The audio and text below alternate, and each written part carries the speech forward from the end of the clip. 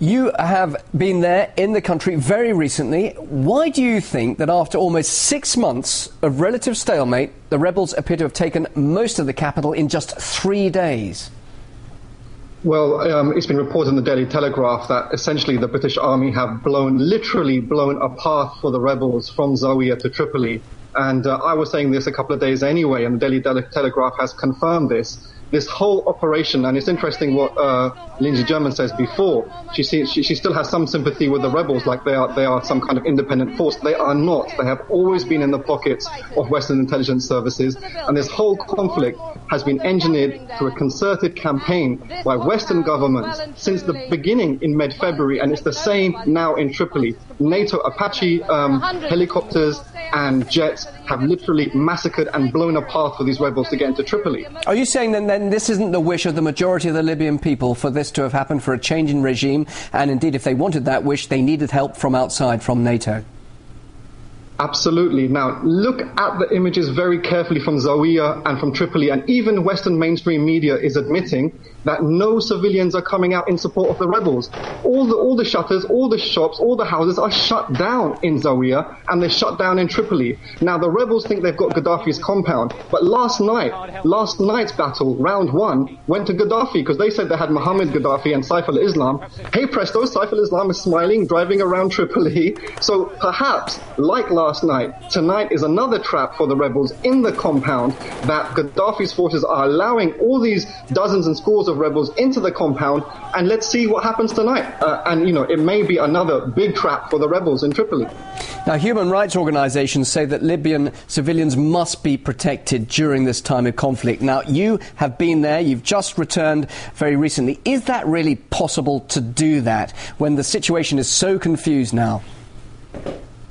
Listen, this has been rank hypocrisy from the part of all those countries. Some of the countries were fooled into supporting the no-fly zone and this so-called, protecting civilians. But since day one of the bombing of the NATO operation, they have been massacring civilians. And most infamously in Zlatan just 2 weeks ago, it's been confirmed it was the RAF, the British RAF, that conducted that massacre of 85 civilians, including 35 children. Nothing to do with protecting civilians, everything to do with dominating Libya. But civilians do die in war, don't they? It's a sad, tragic fact. And you're not saying that was a deliberate target, those civilians, are you?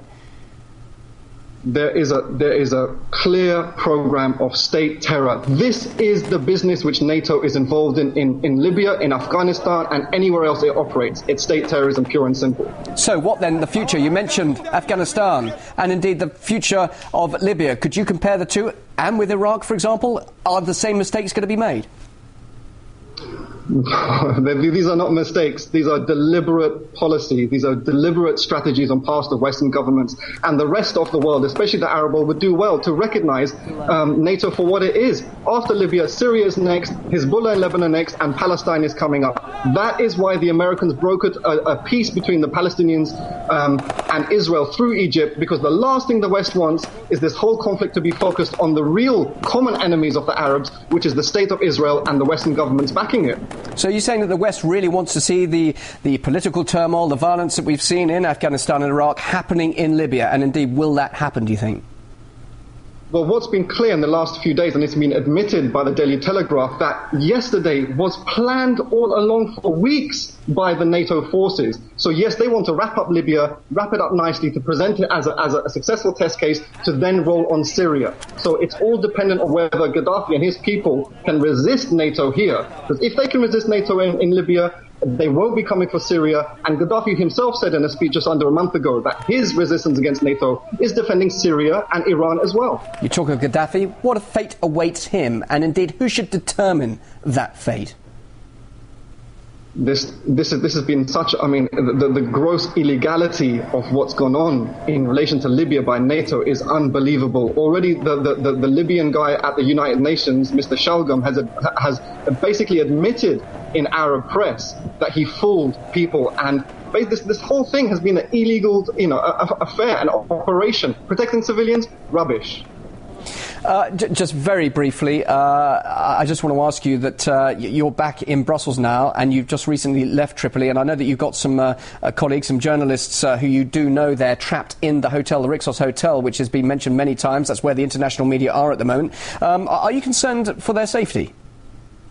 Of course, and anyone would be concerned for their safety, especially their close friends and family. But these are international journalists, these are professional journalists, and they have to be respected as such. And if some of them want to be evacuated, then their country of origin should facilitate in that. These are Western journalists who are from NATO countries. So if NATO wants to protect their own civilians, their own nationals in Tripoli, well, here's your chance. But where's the threat coming from? From the rebels or from the Gaddafi loyalists? Just briefly.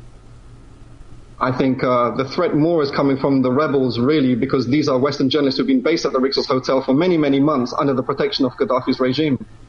We'll leave it there. That's all we've got time for. Freelance journalist Sukan Chandan joining us live there in Brussels. Thanks for your time.